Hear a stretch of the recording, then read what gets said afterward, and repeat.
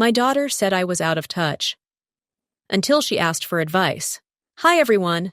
Before we get into today's video, I need your help. We've noticed that the channel's reach has been dropping a bit, and one of the best ways you can support us is by subscribing. It's quick, free, and helps us keep bringing you new and interesting stories. Your support means the world to us, and together, we can grow this channel. Thank you so much. Now let's get to today's story.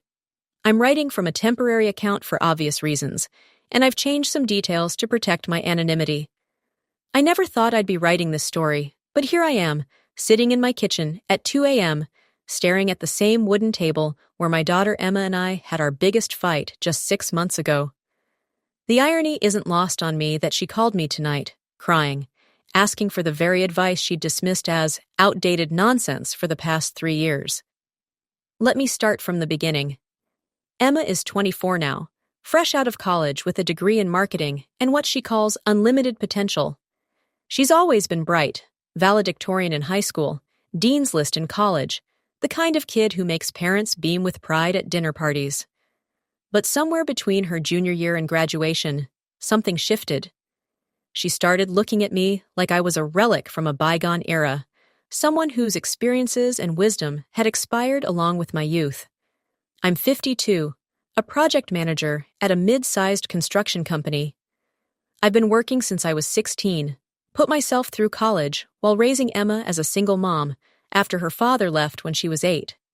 I've seen economic recessions, job markets crash and rebuild, watched technology transform entire industries. I thought I had something valuable to offer my daughter as she stepped into adulthood. I was wrong. Or at least, that's what she made me believe.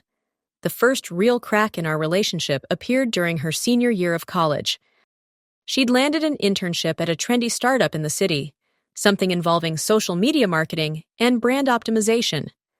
I was proud of her, of course, but I also worried. The company was barely 2 years old, no real track record, and from what I could gather, they were burning through investor money without a clear path to profitability. Emma, I said one evening as she packed her laptop bag, practically vibrating with excitement about her internship. I'm thrilled you got this opportunity, but have you looked into their financial stability? Maybe ask about their business model? She paused, her expression shifting from excitement to that particular brand of condescension that only 20-something children can master. Mom, this isn't the 1990s. You don't understand how modern businesses work. Everything's different now. They're disrupting traditional marketing, using AI and data analytics in ways that companies like yours could never imagine. Companies like mine? The phrase stung more than I expected. You know what I mean. Old school, traditional. They still use spreadsheets and have meetings in conference rooms. This place is different. They have beanbag chairs and unlimited snacks. The CEO is only 30, and she's already been featured in Forbes. I bit my tongue. I wanted to tell her about the dot-com crash I'd witnessed, about all the young CEOs with big dreams and unlimited snacks who'd burned out spectacularly. Instead, I said, just be careful, honey. Sometimes the flashiest opportunities aren't the most stable ones. She rolled her eyes. Mom, you're so paranoid. This is how business works now. You have to think big, take risks, move fast. Your generation is too focused on security and playing it safe. That conversation set the tone for the next 3 years. Every piece of advice I offered was met with some variation of, you don't understand how things work now, or, that's not how my generation does things. When I suggested she build an emergency fund after landing her first full-time job, she told me that was scarcity mindset thinking, and that she needed to invest in herself instead. When I worried about her moving in with her boyfriend Jake after only 6 months of dating, she accused me of being traditional and judgmental. Mom, you got married at 23 and had me by 25, she said during one particularly heated phone call. That worked for your generation, but relationships are different now. We don't rush into things based on outdated social pressures. The irony was palpable. Here I was, a single mother who'd raised her alone after her father abandoned us, being lectured about relationship wisdom. But I held my tongue, as I'd learned to do. The distance between us grew with each dismissed piece of advice, each eye roll, each, "You just don't get it, Mom." I watched from the sidelines as she made decision after decision that worried me, all while being told my concerns were irrelevant in this brave new world she inhabited. Her first job after the internship was at another startup, this one in the gig economy optimization space, whatever that meant. The salary sounded impressive, until I realized it was all in equity and performance bonuses, with a base pay that barely covered her rent in the expensive neighborhood she'd chosen. When I gently suggested she negotiate for a higher base salary, she laughed. "Mom, you're thinking like an employee. I'm thinking like an entrepreneur. This equity could make me rich if the company takes off. Your generation thinks too small." I watched her struggle to pay bills, saw her eating ramen noodles while posting Instagram photos from trendy restaurants she couldn't afford. But every time I offered help or advice, I was shut down. "I've got this handled," she'd say. "I'm building something bigger than just a paycheck." The relationship with Jake was another source of constant worry. He was charming enough when I met him, a freelance graphic designer with big dreams and a small bank account. They'd moved in together after 8 months, splitting everything down the middle despite his irregular income.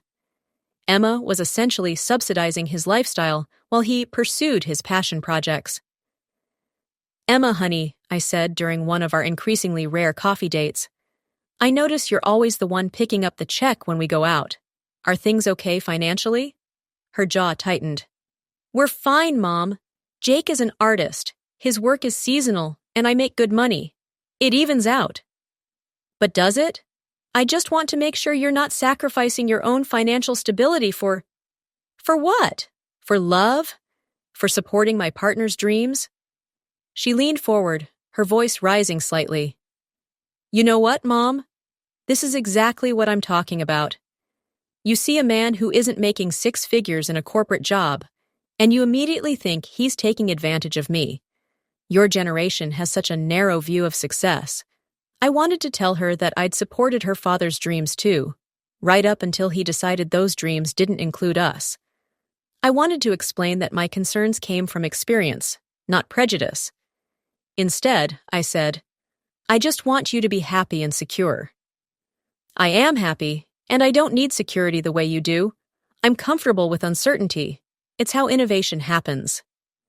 The conversation ended there, as most of our conversations did, with Emma feeling misunderstood and me feeling dismissed. I drove home wondering when exactly I'd become the enemy in my daughter's story, the voice of outdated caution in her narrative of boundless possibility. The pattern continued for 2 years. Emma bounced from startup to startup, each one promising to be the next big thing. Jake continued his artistic pursuits, while she covered most of their shared expenses. I watched from a distance, offering help when asked, but mostly staying quiet to preserve what little relationship we had left. Then came the crisis that changed everything. It started in March of this year. Emma had been at her latest company, something involving sustainable packaging and direct-to-consumer brands, for 8 months. It was her longest tenure anywhere, and she seemed genuinely excited about the work. She'd even started talking about buying a small condo, though I privately wondered how she'd manage a down payment given her spending habits. The call came on a Tuesday afternoon.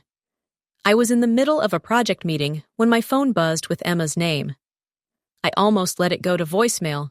We rarely talked during work hours, but something made me step out to answer. "Mom?" Her voice was strange, tight with an emotion I couldn't immediately identify. "Emma? What's wrong? I need to talk to you. Can you meet me for coffee?" "Now?" I glanced at my watch.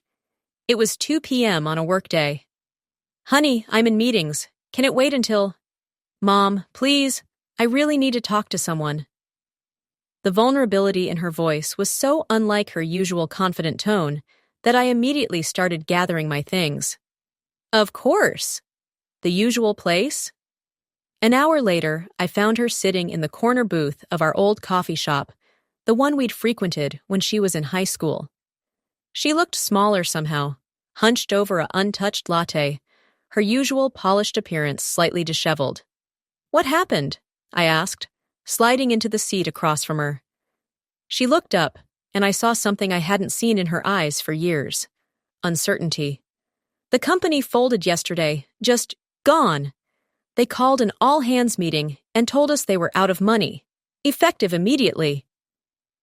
"Oh, Emma, I'm so sorry. That's awful." She nodded, her eyes bright with unshed tears. "But that's not even the worst part. You know how I've been so proud of my equity packages?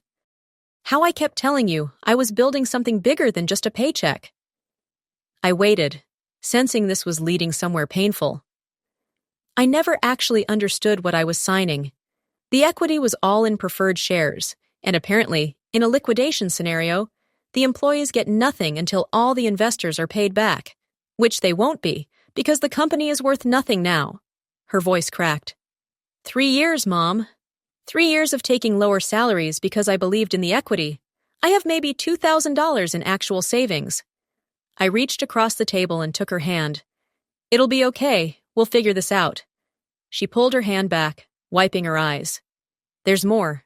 Jake, when I told him what happened, when I explained that I might need him to cover more of our expenses for a while." She paused, taking a shaky breath. "He said he couldn't handle the stress of being with someone so financially unstable. He's moving out this weekend, says he needs to focus on his art without the burden of supporting someone else." The bitter irony of that statement hung in the air between us. I bit my tongue so hard I tasted blood, fighting every instinct to say, "I told you so." Instead, I said, "I'm sorry, sweetheart. That must be incredibly painful. The lease is in both our names, but I can't afford the rent alone, and I can't find a new job fast enough to matter. The job market is terrible right now. Everyone's doing layoffs, not hiring." She looked at me with an expression I recognized from her childhood, when she'd scraped her knee or had a nightmare. "I don't know what to do, Mom. I feel so stupid." For the first time in 3 years, my daughter was asking for my help, not dismissing my outdated concerns or explaining why my generation didn't understand her world. She was scared, hurt, and turning to me the way she used to when she was small. I took a deep breath, choosing my words carefully.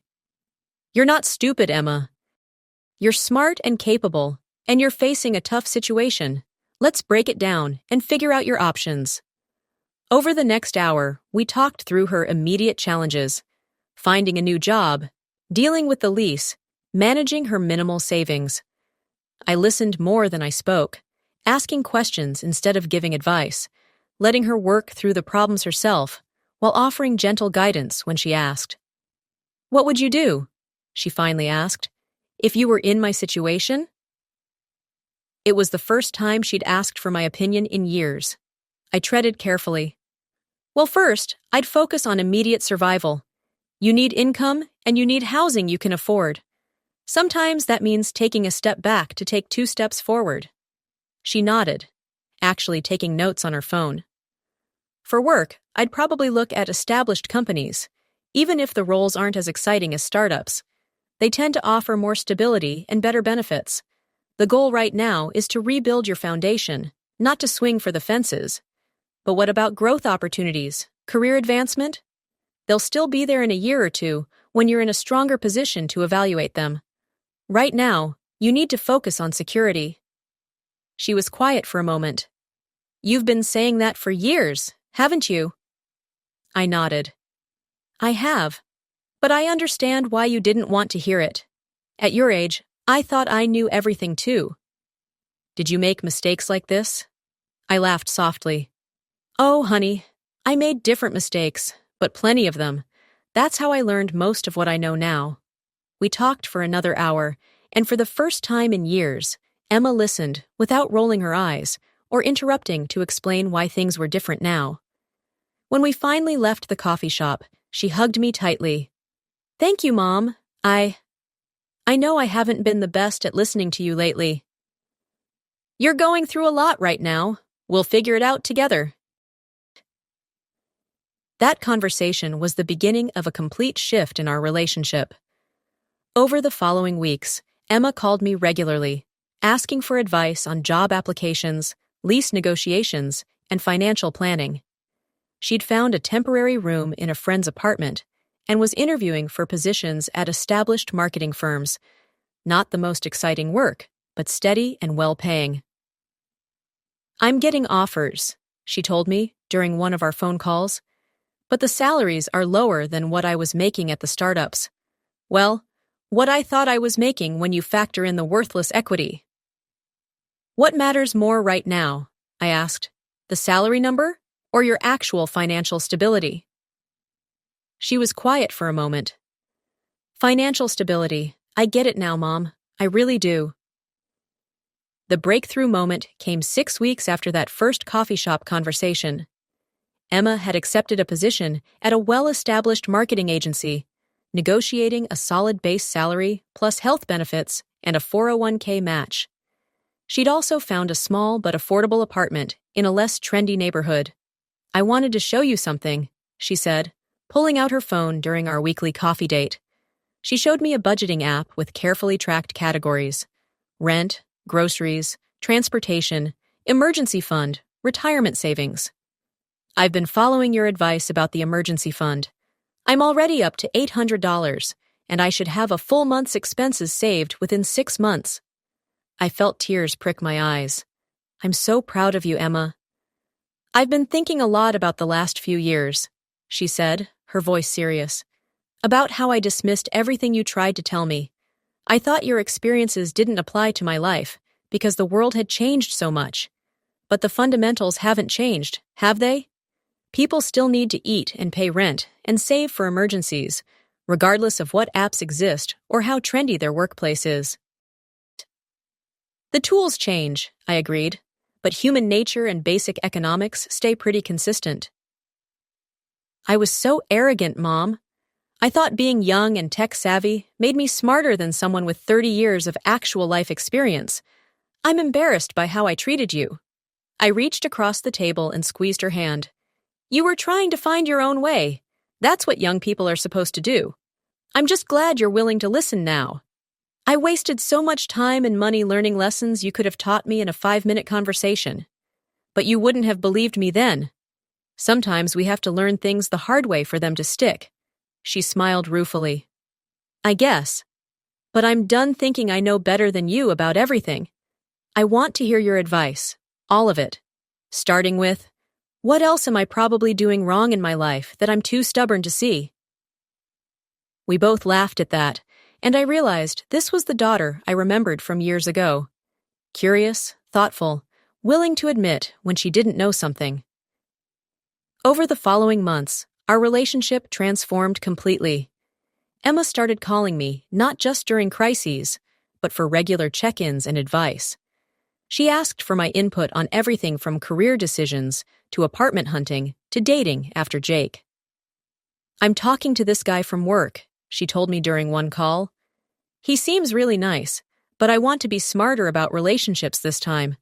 What should I be looking for? What red flags did I miss with Jake?"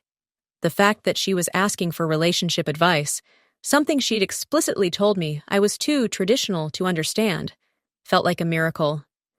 "Well," I said carefully, "I think it's important to pay attention to how someone handles responsibility and stress. Jake was charming when things were good, but he disappeared the moment you needed support." "Right. And what about finances?" "I feel like I should care about whether he's financially responsible, but is that shallow? It's not about how much money someone makes," I explained. "It's about how they handle whatever money they have. Are they living within their means? Do they plan for the future? Do they take care of their obligations? Those things tell you a lot about someone's character." These conversations became a regular part of our relationship. Emma would run decisions by me, not because she needed permission, but because she valued my perspective. She started to see my experiences not as outdated relics, but as a valuable resource for navigating her own challenges. 6 months after the coffee shop conversation, Emma called me on a Friday night. I was worried at first. Friday night calls usually meant something was wrong, but her voice was excited. "Mom, I got promoted. They're making me a senior marketing specialist with a significant raise and more responsibility. And the best part is, I negotiated for additional base salary instead of just taking their initial offer heavy on performance bonuses. Emma, that's wonderful. I'm so proud of you. I've been thinking about what you said about building a foundation before swinging for the fences. I'm not done taking risks or chasing big opportunities, but I understand now that I need to do it from a position of strength. That sounds very wise. I wanted to ask you something else. You know how you always talked about the importance of having mentors and learning from people with more experience? Yes. Well, I was wondering, would you be willing to be my mentor? Officially, I mean. I know I'm your daughter, and you'll always give me advice when I ask, but I'd like to formalize it. Maybe we could meet once a month specifically to talk about career and life planning. I have so much I want to learn from you. I had to pause for a moment to compose myself. A year ago, my daughter had considered my advice worthless. Now she was asking me to be her mentor. I would be honored, I managed to say. Thank you, Mom, for everything. For not saying, I told you so when everything fell apart. For being patient with me when I was too arrogant to listen. For still being there when I finally got smart enough to ask for help. That's what mothers do, sweetheart. We wait for our children to realize we might actually know a few things worth knowing. She laughed. Well, I'm officially ready to admit that you know a lot of things worth knowing. I just wish I'd figured that out sooner. You figured it out exactly when you were ready to hear it. And Emma, I learned things from you too over these past few months. You helped me understand how much the professional world has changed, and you've taught me about resilience and adaptation. The best relationships are ones where both people keep learning from each other. Now, sitting here in my kitchen at 2 a.m., I'm thinking about that conversation and about the phone call that brought me here tonight. Emma had called, not in crisis this time, but because she was facing a big decision about whether to take a job offer from a larger company. She wanted to talk through the pros and cons to get my perspective on the long-term career implications. I trust your judgment, Mom, she'd said. You see things I miss, and you think about consequences I haven't considered yet. The daughter who once told me I was out of touch now trusts my judgment. The young woman who insisted that her generation did everything differently now asks for my old-fashioned advice on a regular basis. It's not that the world hasn't changed. It has, dramatically. But she's learned that wisdom transcends generational differences, that experience has value regardless of how much technology evolves. I've learned things too. I've learned to listen more and lecture less, to ask questions that help Emma think through problems rather than just telling her what to do. I've discovered that the best way to share wisdom is often to wait for it to be requested rather than forcing it on someone who isn't ready to hear it. Most importantly, I've learned that love and patience can bridge any gap, even the seemingly insurmountable divide, between a mother who lived through decades of hard-won experience and a daughter who thought she could shortcut her way to success. Emma is 25 now, building a stable career and a healthy financial foundation. She's dating someone new, someone who shares expenses fairly and shows up during difficult times. She has an emergency fund, a retirement account, and a realistic budget. She's still ambitious and creative, still eager to take on new challenges, but she approaches them with wisdom instead of just enthusiasm. And she calls her mother for advice. Last week, she told me she was thinking about getting an MBA in a few years, once she has more work experience and a solid financial foundation. I want to make sure I'm ready, she said. No more jumping into things without thinking them through. That sounds like a smart plan, I said. And you know, I'll be here to help you think through all the options when the time comes. I'm counting on it, Mom. I finally figured out that having someone in your corner who's already been through the battles you're facing is actually a huge advantage, not a burden. I think about that conversation now and smile. My daughter did think I was out of touch, until she realized that touch isn't about being current with every trend or understanding every new technology. It's about understanding people, understanding life's patterns, understanding that some truths remain constant, even as the world around us transforms. The most valuable thing I've given my daughter isn't money or connections or even specific advice. It's the knowledge that she has someone who believes in her unconditionally, someone who's willing to share hard-earned wisdom without judgment, someone who will be there whether she's celebrating successes or picking up the pieces after failures. And maybe that's the real lesson here, for both of us. Experience isn't about being right or proving points. It's about being available, being patient, and being ready to help when help is finally welcome. It's about loving someone enough to let them make their own mistakes, while also loving them enough to share what you've learned from yours. Emma learned that wisdom doesn't have an expiration date, that the fundamental challenges of building a life remain remarkably consistent across generations. I learned that sharing wisdom requires timing and humility, that the best teachers are those who wait for students to be ready to learn. In the end, we both discovered that the gap between generations isn't as wide as it sometimes seems. Love, respect, and genuine communication can bridge almost any divide. Sometimes, it just takes a crisis to remind us what really matters and what really lasts. My phone buzzes with a text from Emma. "Thanks for talking tonight, Mom. You always help me see the bigger picture. Love you." I text back, "Love you too, sweetheart. Proud of you every single day." Some things I've learned never go out of style,